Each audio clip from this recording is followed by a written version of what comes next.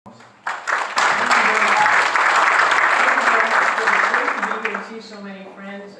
Senator Cruz, great to see you. Wayne, always good to see you. And thank you for letting me come to be here with the Western Caucus Energy Policy Roundtable. I was asked to do a little bit of conversation about what we're doing at the Department of the Interior that's related to energy and some processes we're doing. I think I have about 11 minutes, so I'll make sure that I stay within that guideline. You all probably know this, but in case you do not, it bears repeating that the entire portfolio for the Department of Energy stretches across 12 time zones. That's actually pretty doggone big, even for us Texans, and I say that as a proud UT law school graduate. And we have been very actively engaged with the President Trump policy guidelines about energy and recapturing that and following his role in energy security. And so, as you've heard already from Ted Cruz, we are now a net exporter. The United States is a net exporter of natural gas for the first time in 60 years. Remember when we had, it's bottomed out, it's peak oil, peak this, peak that. Well, we have piqued their interest, P-I-Q-U-E-D, and we have absolutely done great things. We have surpassed Saudi Arabia and our great friends in Russia as the #1 oil producer in the world. In the last year, and the Department of the Interior held a whopping nearly $1 billion lease sale on the federal lands in New Mexico. It was $998 million, nearly $1 billion in New Mexico. From the prior administration, how have we done? The second year of growth in federal energy revenues in 2018 from production on federal and American tribal lands and offshore. In fiscal 2018, the revenues were $8.93 billion, which was $2 billion up from the prior year and $3 billion up for this administration. And so while we've been generating revenue, we've also been doing a lot of things to balance those energy initiatives with our conservation and safety responsibilities, which we also take very seriously. In 2017, with the new administration, there were fewer offshore incidents on the outer continental shelf than in the prior 10 years. The revenues that we get from oil and gas have funded a lot of conservation activities. Those funds go into the outer continental, they go into the Treasury for the Gulf Coast states through GOMESA, the Land and Water Conservation Fund, and the Historic Preservation Fund. So the money comes in from energy and then it goes into a lot of conservation activities.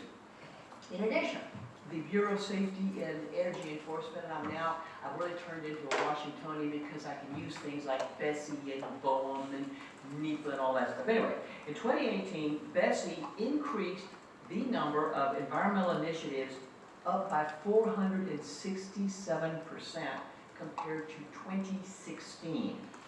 BSEE also in 2018 issued 22 safety alerts and bulletins to drive safety performance and environmental stewardship and performance across the outer continental shelf. And just recently, BOEM and BSEE prepared a programmatic environmental assessment, EA, evaluating the environmental impacts of oil and gas on the OCS in the Pacific region. As a result of all of this, Fish and Wildlife has also opened hunting and fishing opportunities on 251,000 acres in wildlife refuges. They did that in 1 year. So that was pretty amazing. We had a guy named Greg Sheehan who worked like a dog to do that.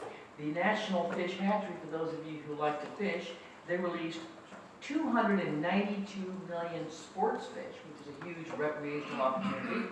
And these are just a few of the conservation-based things that we do.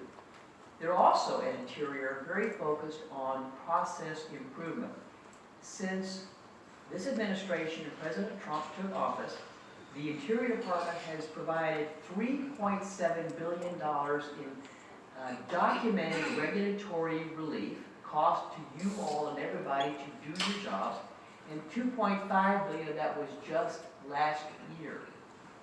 These actions included revising the Obama-era waste prevention rule, which you all call venting and flaring, which had a lot of challenges to do. It was unduly burdensome without a sort of concomitant benefit to the world. The rules revised will instead promote economic growth and restore proven regulations while also respecting the clear authorities of states and tribes. How about streamlining? We love streamlining, and we're very efficient about that.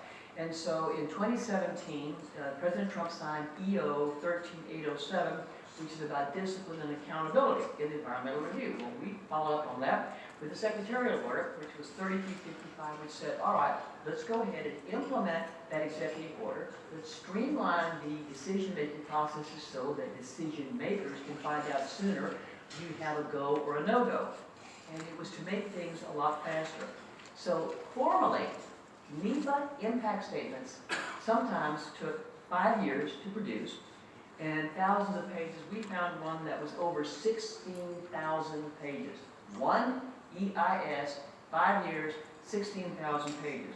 So there was a working group that got together at Interior, and they developed a very streamlined, open, transparent process.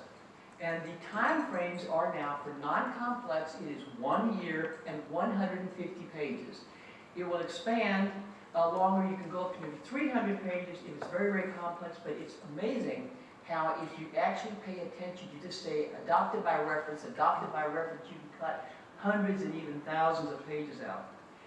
Why is this working? Well, we're getting the solicitor's office in at the front end instead of at the back end. And so if there's any kind of a hiccup, the solicitor's involved in each EIS from the first day, and instead of as they come to the end.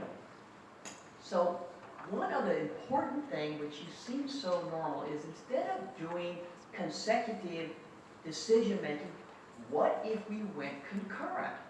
How crazy. Let's all sit around the table and do concurrent analysis.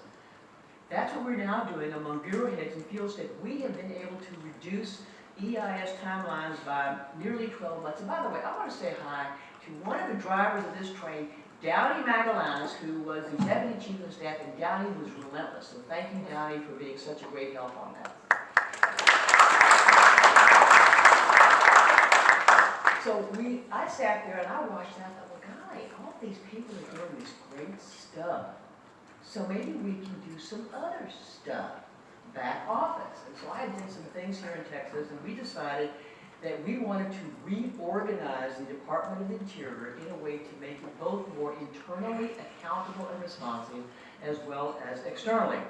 So we're looking at improving inter-bureau coordination. We now have a map that was adopted finally August the 22nd, 2018. We have 12 unified interior regional maps. We used to have 8 bureaus that were in the area of reorganization. The tribes, the BIA, BIE, and the Office of Special Trustee decided they did not want to. But we had 49 separate regional maps for 8 bureaus. We now have 8 bureaus and 12 maps. And I will tell you, we've gone from spaghetti map to serene simplicity. All right, so what we're doing now, don't you like that? Serene simplicity. Doesn't it make you just happy to know that we here in government are working for you day and night? So what we have now is we have an IT redo, that's the information technology, HR and procurement, and I love to buy stuff. When I was here as your tax collector, I believed it was my duty to shop in order to generate tax revenue. And so what I'm trying to do is to make it easier for us to shop with taxpayer dollars, but do it in a transparent, open way where we get the best bang for the buck. And so we're having this common geographic frame of reference. We're having concurrent decision making. We're having regional facilitators. So if you have an issue that really needs to get all the bureaus at the table, please contact the regional facilitator. Wendy's going to take me up on that. And we are working at streamlining everything we do at Interior to be responsive and smart and 21st century. Thank you so much.